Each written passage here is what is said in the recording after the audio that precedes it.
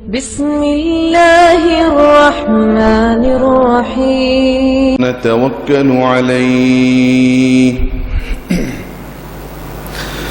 ونعوذ بالله من شرور أنفسنا ومن سيئات أعمالنا من يهده الله فلا مضل له ومن يضلله فلا هادي له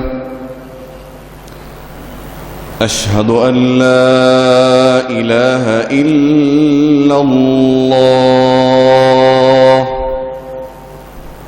وأشهد أن محمدًا عبده ورسوله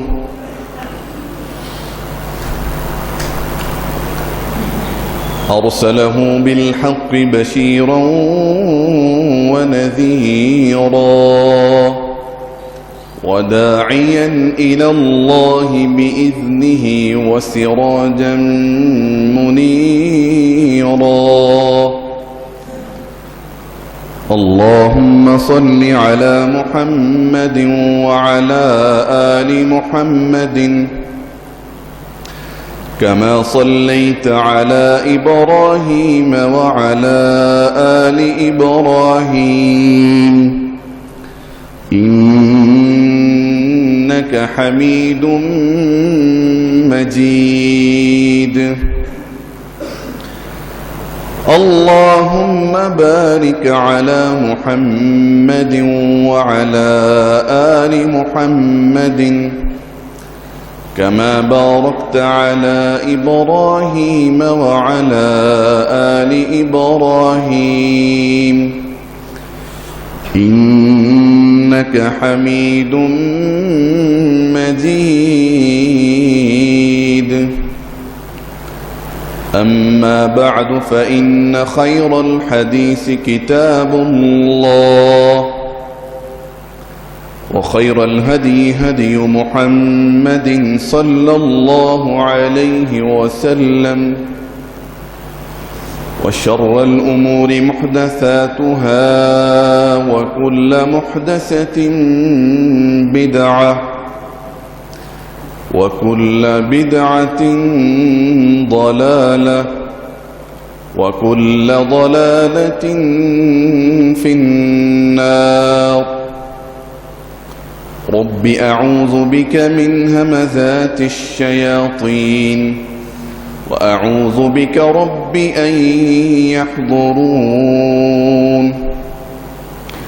سبحانك لا علم لنا إلا ما علمتنا إنك أنت العليم الحكيم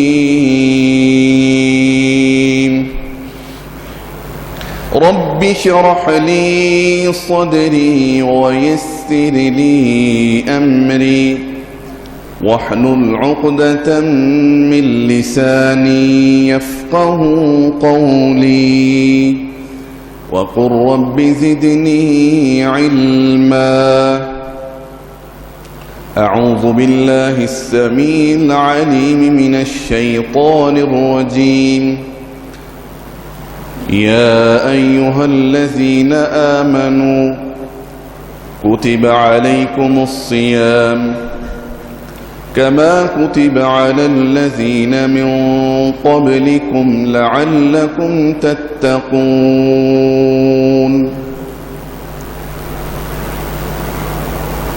صدق الله مولانا العظيم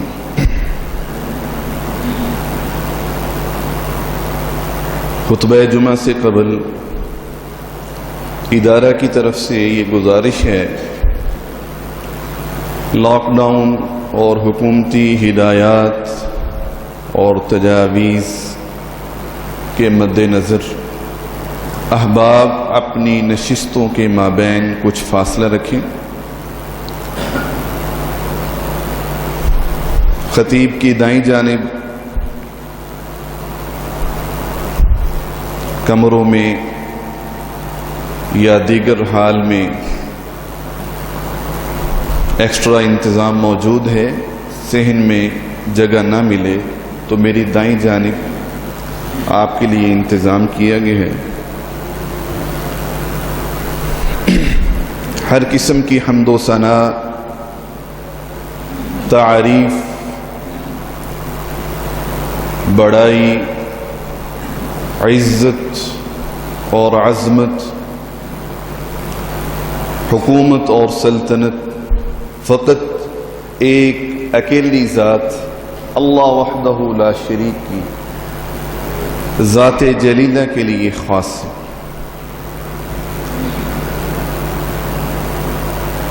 بے شمار درود و سلام امام المرسلین سید الاولین والآخرین رحمت للعالمین جناب محمد کریم صلی اللہ علیہ وسلم کی ذات بابرکات پر۔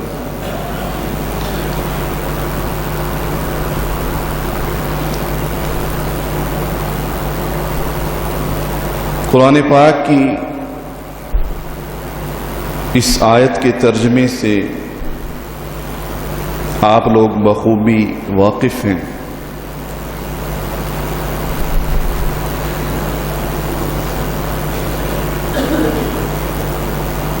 جس میں اللہ رب العزت نے روزے کا مقصد روزے داروں کے اندر تقوی کے حصول کو بنایا۔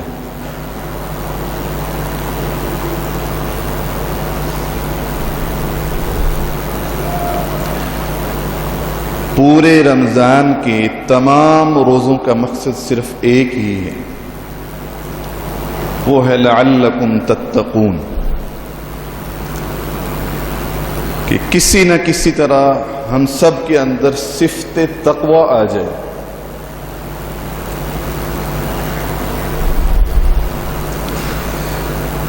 صرف روزے کے اندر ہی نہیں بلکہ جتنی عبادات کا مکلف اللہ رب العزت نے انسان کو ٹھہرایا ہے ان سب کے اندر یہ صفت پیدا ہو جائے تو پھر آپ کے روزے اور آپ کا رمضان اللہ کے ہاں با مقصد اور کامیاب ہے۔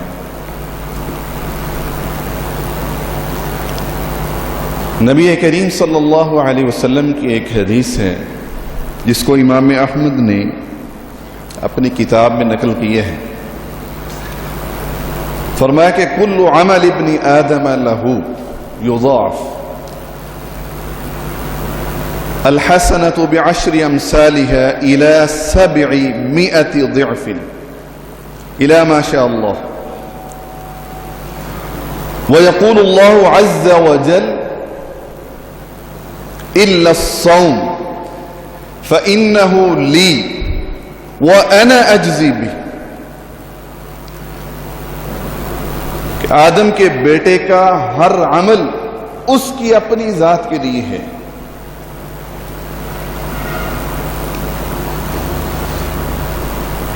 میں اس کے اجر کو بڑھاتا رہتا ہوں، اور اللہ رب العزت نے رمضان کی برکت سے اس کی حدود متعین فرما دی۔ فرمایا کہ الحسنۃ بعشر امثالها، ایک نیکی اگر انسان کرتا ہے رمضان میں تو اس کو اس ایک نیکی جیسی جو اللہ کی بارگاہ میں قبول ہو جائے کتنی ملتی ہیں؟ 10 کم از کم ملتی ہیں۔ الی 700 ضعف، اور یہ اجر بڑھتا بڑھتا کہاں تک پہنچ جاتا ہے؟ 700 گنا تک۔ ایک نیکی انسان کرے اور اللہ اس کے خلوص کو قبول فرما لے تو اس کی وہ ایک نیکی 700 نیکیاں اس کو اور اجر کے اعتبار سے اللہ کے ہاں دلواتی ہیں۔ یعنی اس حدیث کی روح سے اللہ رب العزت نے ہر ایک نیکی کی سوائے روزوں کے ایک حد متعین کر دی کہ کم از کم ایک انسان رمضان میں روزے کی حالت میں کوئی شخص نیکی کرتا ہے اس کو کم از کم 10 نیکیاں اور ملتی ہیں۔ اور اگر وہ اس کے تقاضے، آداب اور شروط پوری طرح بجا لائے تو اس کا وہ ثواب بڑھتا رہتا ہے حتیٰ کہ وہ 700 نیکیاں لے کے جاتا ہے۔ لیکن آگے اللہ رب العزت نے ایک انوکھی اور دلچسپ بات بیان فرمایا کہ الا الصوم، کہ ہاں روزے کی بات نہ کریں۔ الصوم لی، روزے کا عمل خالصتاً میرے لیے ہے، وَأَنَا أَجْزِي بِهِ، اور اس کی جزا، اس کا بدلہ اور صلہ وہ بھی میرے ذمہ ہے۔ اس حدیث کی روح سے آج ہم آپ کے سامنے یہ بات رکھیں گے کہ دیگر عبادات سے روزے کو اللہ کے ہاں کیا مقام، شرف، قدر اور منزلت حاصل ہے۔ دوستو، انسان کوئی بھی عمل کرے تو اللہ کی بارگاہ میں اس کے عمل کے جو نمبر لگتے ہیں، درجات متعین ہوتے ہیں، اس کا ایک قاعدہ اور اصول ہے کہ انسان کوئی شخص عمل کرے تو اللہ رب العزت اس کے عمل کو دیکھتے ہیں۔ جس طرح ہم کوئی سوال دیں بچوں کو، پھر ہم اس سوال کو دیکھ کے ان کی گریڈنگ اور نمبرنگ کرتے ہیں کہ یہ اس لیول کا، اس درجے کا اس نے پرچہ اور سوال مار کیا ہے۔ تو اللہ رب العزت ہر انسان کے عمل کو پرکھتے ہیں اور دیکھتے ہیں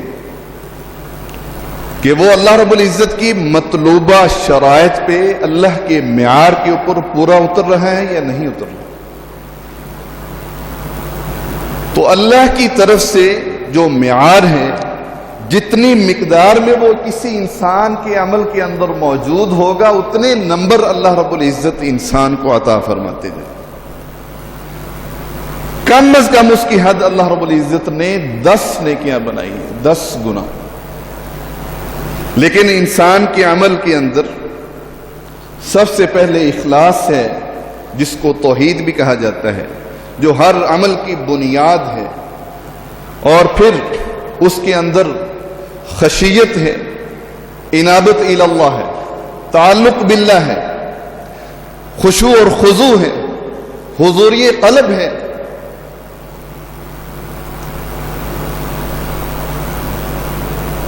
اور سنت کی اتباع کا جذبہ ہے۔ تو پھر اس کو اللہ 700 گنا درجات اور نمبر اور ثواب عطا فرماتا ہے۔ لیکن یہ ساری چیزیں اللہ رب العزت دیکھتے ہیں، اور ان میں بعض چیزیں ایسی بھی ہیں جو کسی عمل کے اندر نہ پائی جائیں، ان کا فقدان ہو تو پھر وہ عمل سرے سے ضائع ہو جاتا ہے، اس کا اجر ملتا ہی نہیں۔ مثال کے طور پہ ایک شخص نے حج کیا ہے اور اس نے اس کے اوپر بے پناہ پیسہ خرچ کیا ہے، وقت صرف کیا ہے، سفر کیا ہے، مشقت اٹھائی ہے، پیسہ اور مال صرف کیا ہے۔ اب اگر اس شخص کا وہ عمل اللہ کے معیار کے مطابق نہیں ہے، یا اللہ کی مطلوبہ چیزوں میں سے جو ضروری ہیں ان میں سے ایک بھی نہیں ہے، تو وہ اس کا پورا عمل برباد ہے۔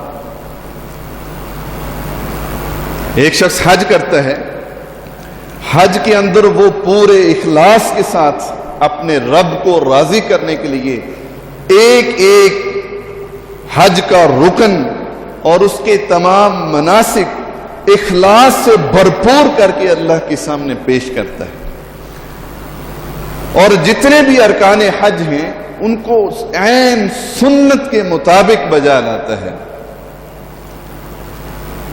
اخلاص کی حفاظت بھی کرتا ہے، سنت کے مطابق حج کے تمام ارکان ادا کرتا ہے۔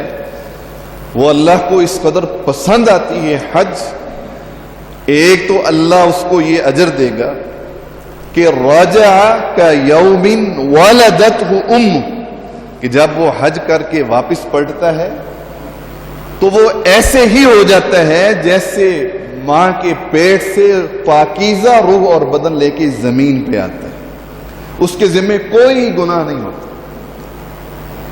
جب حج کر کے واپس پلٹتا ہے گویا وہ دنیا پہ اس طرح پاک اور صاف آ رہا ہوتا ہے جس طرح وہ پہلے دن دنیا پہ آئے تھے۔ یہ کوئی تھوڑا اجر ہے کہ انسان کے پچھلے سارے گناہ اللہ معاف کر دے، بہت بڑا اجر ہے۔ دوسرا صلہ یہ ملتا ہے کہ اللہ رب العزت اس حج کی برکت سے انسان کو 700 حجوں کا ثواب عنایت فرماتا ہے، جس کے اندر اخلاص ہو، اعلیٰ درجے کی خشیت ہو، انابت ہو، تقوی ہو، سنت کی اتباع ہو۔ یہ ساری چیزیں جس عمل کے اندر موجود ہوں وہ ایک نہیں، وہ 700 گنا، 700 مزید حج کا ثواب لے کے واپس آتا ہے۔ کتنا بڑا عمل ہے۔ لیکن اگر کسی شخص نے حج کی ادائیگی کے دوران اخلاص کو برباد کر دیا، لوگوں کی نمائش کا خیال دل میں آ گیا کہ میں لوگوں کو بتاؤں گا کہ میں نے حج کے اندر یہ عمل کیا، وہ کیا، اس طرح کی قربانی کا جانور کیا، میں نے اتنی دفعہ طواف کیا، یا ارکان حج میں سے کسی کو بجا لاتے وقت اللہ کے پیارے رسول صلی اللہ علیہ وسلم کی سنت کی بجائے اپنے بڑوں کی رائے اور ان کے مشورے اور ان کے اجتہاد یا قیاس کے مطابق انجام دیا اور اللہ کے پیارے رسول صلی اللہ علیہ وسلم کی سنت کو دھتکار دیا، اللہ اس کے پورے عمل کو دھتکار دیں۔ اللہ فرمائیں گے لے جاؤ اس کو، مجھے اس کی کوئی ضرورت نہیں۔ تو اس لیے دو بنیادی باتیں یاد رکھنا، ایک اخلاص اور دوسرا اتباع سنت۔ ہر عمل میں یہ جذبہ ہو کہ میرا یہ عمل پوری طرح اللہ کے پیغمبر علیہ الصلوۃ والسلام کے بتائے ہوئے طریقے کے مطابق ہو، پھر اللہ رب العزت اس کو قبول فرماتا۔ اب اس حدیث کے اندر اللہ رب العزت نے ایک بات بیان فرمائی کہ الصوم لی، کہ روزہ میرے لیے ہے۔ ہر انسان جو عمل کرتا ہے وہ اللہ کے لیے کرتا ہے، نماز اللہ کے لیے پڑھتے ہیں، حج، زکوٰۃ، عمرہ، جہاد، سب کچھ اللہ کے لیے، لیکن اللہ رب العزت نے فقط روزے کے بارے میں یہ کہا ہے کہ الصوم لی الا الصوم فإنہ لی، کہ صرف عمل صوم میرے لیے ہے، اللہ نے اور کسی کے لیے نہیں کہا۔ کیوں؟ اس لیے کہ جتنی بھی اجتماعی عبادات ہیں، اجتماعی عبادت، حج ہے، عمرہ ہے، زکوٰۃ ہے، جہاد ہے، نماز ہے، وہ سب کی سب ایسی ہیں کہ انسان ان کو بجا لائے تو ان کا علم دوسروں کو بھی ہوتا ہے، انسان کو خود بھی ہوتا ہے، جن کے ساتھ ادا کرے ان کو بھی پتہ ہوتا ہے اس نے نماز پڑھی ہے، جہاد کیا۔ لیکن روزہ واحد اکیلا ایسا عمل ہے جو انسان سب کے سامنے کھا پی لے، سحری کرے، افطاری کرے، لیکن کسی شخص کو یہ معلوم نہیں ہو سکتا کہ یہ ابھی روزے سے ہے یا نہیں، کسی کو نہیں پتہ چل سکتا۔ آپ کے سامنے اس نے سحری کھائی ہے، افطاری بھی آپ کے ساتھ کی ہے، لیکن آپ یہ نہیں کہہ سکتے کہ اس کا روزہ ہے، یہ روزے سے ہے۔ کسی شخص کو یہ علم نہیں کہ اس بندے کا یہ عمل قائم ہے یا ٹوٹ گیا ہے۔ یہ علم کس کو ہے؟ فقط اللہ کو ہے۔ اور یہ عمل قائم بھی اللہ کی یاد سے، اللہ کے خوف سے اور اللہ کی محبت کی وجہ سے قائم رہتا ہے، ورنہ انسان کتنے ایسے مواقع آتے ہیں کہ انسان دوسروں کے سامنے نہیں ہوتا، وہ تنہائی میں ہوتا ہے، شدت کی پیاس اور بھوک میں سامنے میٹھا اور ٹھنڈا پانی موجود ہوتا ہے، نہیں پیتا۔ کس لیے نہیں پیتا؟ اللہ کی خاطر۔ تو اللہ نے فرمایا کہ الا الصوم فإنہ لی، اس کا قیام فقط میری ذات کے لیے ہے، میری رضا کے لیے۔ دیگر اجتماعی عبادات میں دوسرے لوگ بھی دیکھتے ہیں، انسان مل کے ادا کرتے ہیں۔ روزہ بھی ایک اجتماعی عبادت ہے، اس کا ایک وقت مقرر ہے۔ اللہ اکبر۔ تو فرمایا الا الصوم فانه لی، یہ روزہ میرے لیے ہے، ایک معنی تو یہ ہے۔ دوسرا الا الصوم کا معنی یہ ہے کہ فانه لی، کہ یہ جو روزے کا تعلق ہے، روزے کا تعلق یہ ایک راز ہے بندے اور اللہ کے درمیان۔ روزے کا اثر، روزے کی کیفیات، روزے دار کی کیفیات کا علم فقط اللہ کو ہونا چاہیے۔ بندہ اس کو اپنے اور رب کے درمیان ایک راز بنا کے رکھے، اور یہی روزے کی اور رمضان کی عظمت ہے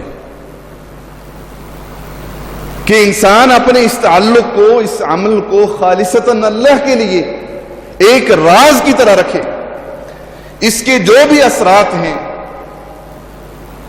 انسان کو بھوک ہے، نقاہت ہے، کمزوری ہے، اس نے سحری نہیں کھائی، یا بیماری کے باوجود یا تھکاوٹ کے باوجود اس نے روزہ رکھا ہے، تو یہ اللہ اور اپنے مابین انسان اس کو راز بنا کے رکھے، لوگوں کے سامنے اس راز کو فاش نہ کرے، اس لیے کہ اللہ رب العزت نے اس روزے کے اجر کو اور ثواب کے علم کو اپنے درمیان صرف اپنی ذات کے حد تک راز رکھا ہے۔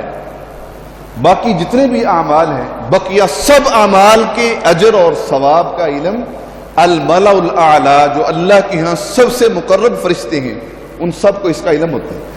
اس عمل کا اتنا اجر ہے، وضو کا اتنا ہے، مسجد کی طرف چل کے جانے کا، اندھیرے میں ٹھنڈ میں جانے کا اتنا ثواب ہے۔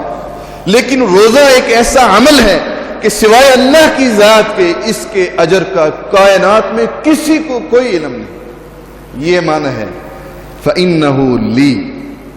تو انسان کو بھی چاہیے کہ وہ اس عمل کو اپنے اور رب کے درمیان ایک راز کی طرح رکھے۔ لوگوں کو انسان جب انسان کو بتائے گا، لوگوں کو بتائے گا، تو لوگ انسان کو کیا دے سکتے ہیں کہ میں نے جی آج سحری نہیں کی، میں نے جی آج بغیر سحری کے روزہ نبھایا ہے، آج مجھے بڑی تکلیف، بڑی پیاس ہے۔ اللہ اکبر، اپنے عمل کو باطل کر دیا، اور اگر ریا کی نیت سے کیا تو سارا کا سارا عمل برباد ہو گیا۔ نبی کریم صلی اللہ علیہ وسلم کی حدیث ہے، فرمایا کہ من صام یرائی فقد اشرک، کہ جس شخص نے لوگوں کے دکھلاوے کے لیے، لوگوں کو بتانے کے لیے روزہ رکھا، اس نے میرے ساتھ شرک کیا، اس نے میرے ساتھ، میرے اس عمل میں جو خالص میرے لیے تھا ان کو شریک کیا۔ اور آپ جانتے ہیں کہ اللہ کا یہ اصول ہے کہ اللہ کا پیغمبر بھی اگر شرک کرے، کسی معاملے میں اللہ کے ساتھ کسی اور کو شریک کر دے، فرمایا لئن اشرکت لیحبطن عملک، اے میرے پیغمبر، اگر میرا کوئی رسول بھی کسی عمل میں میرا کسی کو شراکت دار بنا دے، اس کا پورا عمل برباد ہو جاتا ہے۔ اس لیے لوگوں کو بتانے کی ضرورت نہیں ہے، اس کو راز رکھا کریں۔ اسی راز میں انسان کی روزے کی، روزے دار کی عظمت ہے۔ لوگوں کو نہ بتایا کریں کہ میرے ساتھ یوں ہوا، میں نے اتنے روزے رکھے، میں نے ایسے رکھا، یوں کیا۔ لوگ آپ کو کیا دیں گے؟ جس کے لیے رکھا ہے اس کے ہاں آپ کے لیے بہت کچھ ہے، اتنا کچھ ہے کہ مالا الاعلیٰ کے فرشتے بھی اس کو شمار نہیں کر سکتے۔ ما عند اللہ باق، خیر اللہ کے ہاں بہتری بھی ہے، اور بقیہ رہنے والے اعمال کا اجر بھی ہے۔ تو اس لیے دوستو، اس کا ایک معنی یہ ہے کہ بندے اور اللہ کے درمیان یہ جو روزے کا تعلق ہے، اس کو راز رہنا چاہیے۔ اللہ نے اس کے اجر کو راز بنایا۔ اب اگلا جملہ جو اس حدیث کا ہے وہ یہ ہے کہ وَأَنَا أَجْزِي بِهِ، چونکہ یہ عمل بندے نے خالصتاً میرے لیے رکھا ہے تو اس کا اجر بھی میں ہی دوں گا۔ اس کا ایک معنی تو یہ ہے جو ظاہری ہے کہ دیگر اعمال کا بدلہ اور ثواب دینے کے لیے اللہ نے فرشتے مقرر کیے ہیں، ان کو لکھنے پہ، اجر دینے پہ اللہ کے فرشتے مامور ہیں۔ لیکن روزے کے بارے میں اللہ نے یہ فرمایا کہ فَإِنَّهُ لِي وَأَنَا أَجْزِي بِهِ، اس کی جزا تم نے نہیں، میں نے دینی ہے۔ ایک معنی یہ ہے۔ دوسرا معنی یہ ہے کہ وہ انا اجزی بھی، کہ اس عمل کی جزا، بدلہ اور صلہ میں نے حتماً ہر صورت عطا کرنا ہے. ہر صورت اللہ نے روزے کا اجر دینا ہے. شرط یہ ہے کہ انسان کی اپنی طرف سے کوئی معنی، کوئی رکاوٹ نہ ہو. اللہ کی طرف سے اس کا اجر ملنا ہی ملنا ہے. وَمَنْ أَصْدَقُ مِنَ اللَّهِ قِيلًا، اللہ سے بڑھ کے اپنے وعدے کی وفا کرنے والا اور سچی بات کرنے والا اور کون ہو سکتا ہے؟ اس کا کیا معنی ہے کہ اللہ نے اس کا اجر دینا ہی دینا ہے؟ حالانکہ سب کا اللہ نے دینا ہے. اس کا معنی یہ ہے کہ انسان کی جو دیگر اعمال ہیں، نماز ہے، وضو ہے، عمرہ ہے، حج ہے، زکوٰۃ ہے، جہاد ہے، وہ سب کے سب گناہوں کے کفارے میں آ کے خرچ ہو جائیں گے، ہو سکتے ہیں. مثلا ایک انسان حج کر کے آتا ہے تو وہ حج اس کی زندگی بھر کے گناہوں کا کفارہ بن جائے گا. بس صلہ مل گیا. لیکن جنت کے حصول کے لیے اور جنت کے اندر جو درجات ہیں، بلند درجے، ان کے حصول کے لیے تو مزید اعمال کی ضرورت ہے. جو عمل کھپت ہو جائیں گے، جو خرچ ہو جائیں گے، وہ تو ادھر ہی خرچ ہو جائیں گے، ختم ہو جائیں گے. لیکن روزہ ایک ایسا عمل ہے کہ یہ کسی گناہ کے کفارے میں مکمل طور پہ خرچ نہیں ہو سکتا. یہ نہیں خرچ ہوگا. اس کی تائید میں صحیح بخاری کی ایک روایت پیش کرتا ہوں. نبی کریم صلی اللہ علیہ وسلم کا ارشاد ہے کہ لِكُلِّ عَمَلٍ كَفَّارَةٌ، ہر ایک عمل اس کے لیے کفارہ ہونا ہے، وہ کفارہ بن سکتا ہے. وَالصَّوْمُ لِي، لیکن یاد رکھنا روزہ صرف میرے لیے ہے. وَأَنَا أَجْزِي بِهِ، اور میں اس کی جزا دے کے رہوں گا. یہ معنی ہے. ہر عمل کھپ جائے گا، صرف ہو جائے گا، خرچ ہو جائے گا گناہوں کے کفارے میں، حقوق کی ادائیگی میں. لیکن روزہ ایک ایسا عمل ہے کہ یہ کبھی بھی تقسیم اور خرچ نہیں ہوگا. اللہ اکبر. ایک صحابی نبی کریم صلی اللہ علیہ وسلم کے پاس تشریف لائے. ظہر کی نماز کے بعد رونے لگے. فرمانے لگے کہ اللہ کے پیارے رسول صلی اللہ علیہ وسلم، میں رستے میں آ رہا تھا نماز کی ادائیگی کے لیے. مجھے تنہائی میسر ہوئی، ایک لونڈی مجھے نظر آئی. تو میں نیک عمل کی طرف رہا تھا، نماز پڑھنے، لیکن شیطان نے مجھ سے وہ برائی کروا ڈالی کہ میں نے اس لونڈی کو بس ٹچ کر لیا ہے، اس کو مس کیا ہے، اور اس کی مجھے بڑی تکلیف اور ندامت اور شرمندگی ہے. ایمان تو ہوا نا صاحب، سبحان اللہ. یہ تھے صحابہ. اللہ نے ایسے ہی تھے نہیں ان کو معیار بنایا.